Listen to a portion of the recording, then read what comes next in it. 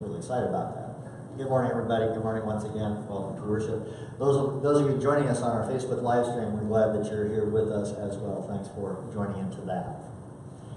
We're talking about Joseph today, and Joseph's history has an interesting, if not difficult, and not easy one to hear. This is Joseph of the amazing Technicolor Dreamcoat of Broadway fame. Joseph has a really cool coat. That story starts a couple of chapters back. The story of Joseph is a big, big story, and it doesn't fit into one sermon very well, in one reading. Dominic would still be up here, and he'd be reading for a very long time to catch all of Joseph's stuff. But the upshot is this: he is the youngest of his family. He has 10 older brothers. He is the youngest and the arrogant favorite son, and so his brothers hate him.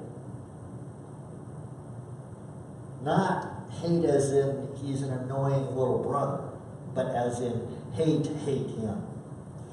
As part of being his father's favorite son, he has this amazing Technicolor Dreamcoat thing going on. And he's wearing him when he goes out into the fields at his father's command to find his brothers. They're out shepherding the flocks. He goes out there and he sees them in the distance and he starts heading that way, and they spy him as well. And so they plot to kill Joseph. Not as in the kill as in, I'm going to kill you, you little twerp, that you tell your little brothers. But in the kill Joseph in a most literal sense. There has one brother, Reuben, who says, no, we cannot do that. That is not right. We cannot do that. Let's just throw him in a pit and we'll leave him. Because that's so much better than killing is. But anyway, they plot to do that. Lo and behold, the Ishmaelites, Midianites, you see both words used occasionally, and they're the same thing. I had to look that up, so they're the same ones. You hear different words.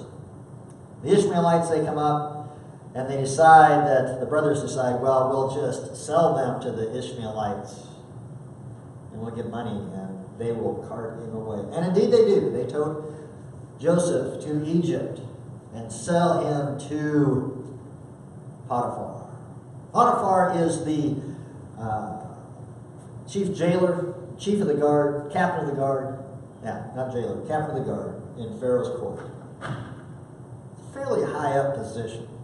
I don't know the hierarchy of Pharaoh's court real well off the top of my head, but captain of the guard is no small feat.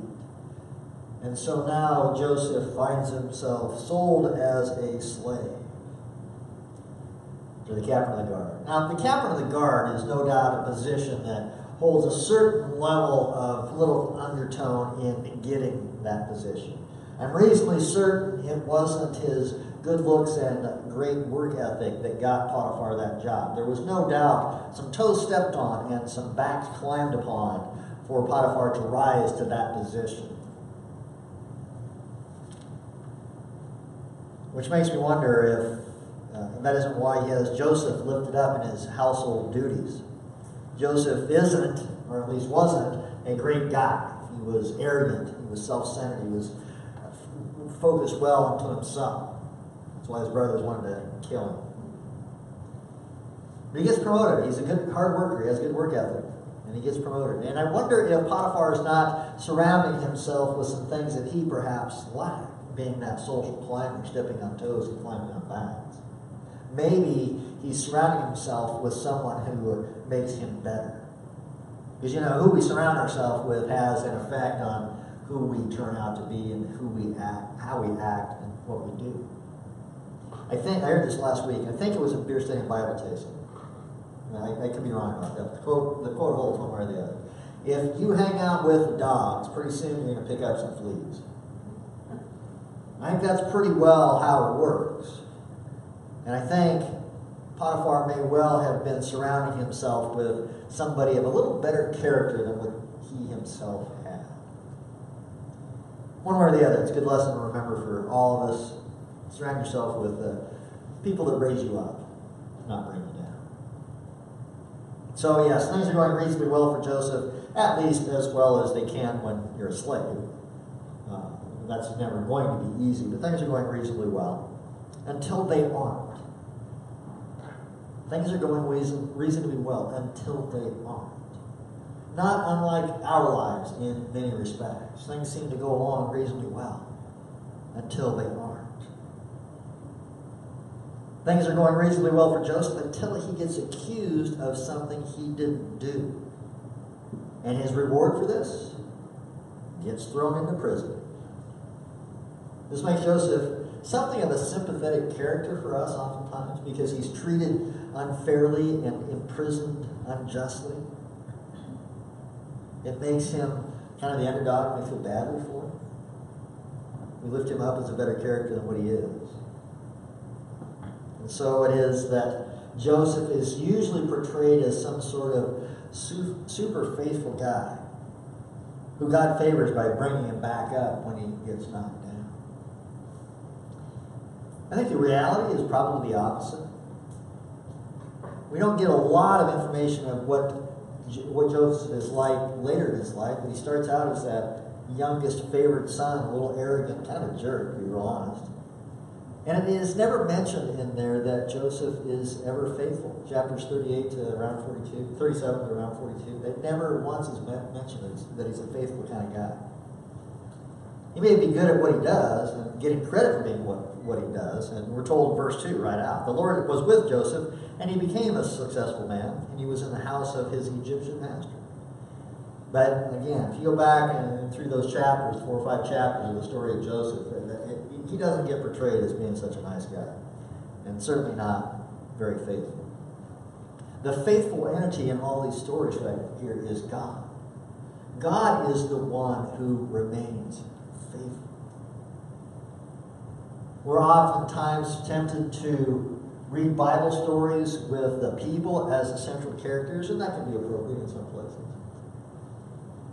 We remember characters like Noah, Abraham, and Joseph because they have interesting stories with compelling reads. We're drawn to the guy that builds an ark.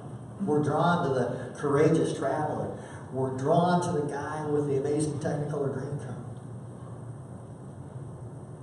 We're drawn to their compelling stories. The challenge there is losing focus on who those stories are talking about. It is God that stays with Joseph when he gets thrown into a pit. It is God who stays with Joseph when he's sold into slavery. It is God who stays with Joseph when he gets accused unfairly and imprisoned unjustly. Likewise, it is God who is with us when we feel like we're in that pit of despair. It is God that stays with us when we feel like we're trapped in a life situation.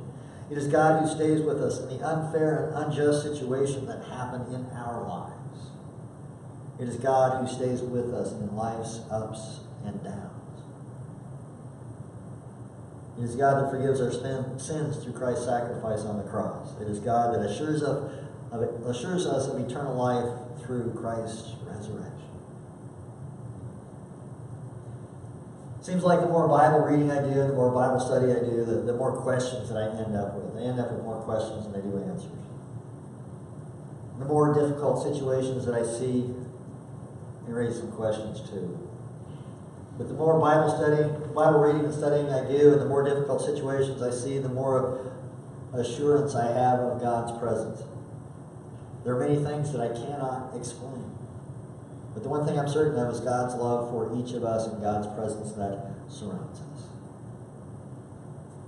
Like I said earlier, the story of Joseph is a long one. It doesn't fit in easily into one sermon. But it ends up okay. He saves Egypt from famine, the surrounding countries from famine. He's reunited with his brothers and his dad, and the family is back together. And the story ends on an up note. But it certainly has its up and down getting there. And through it all, God was right there. To God be the glory. Amen. I invite you to please stand as you are comfortable and able to continue worship in song.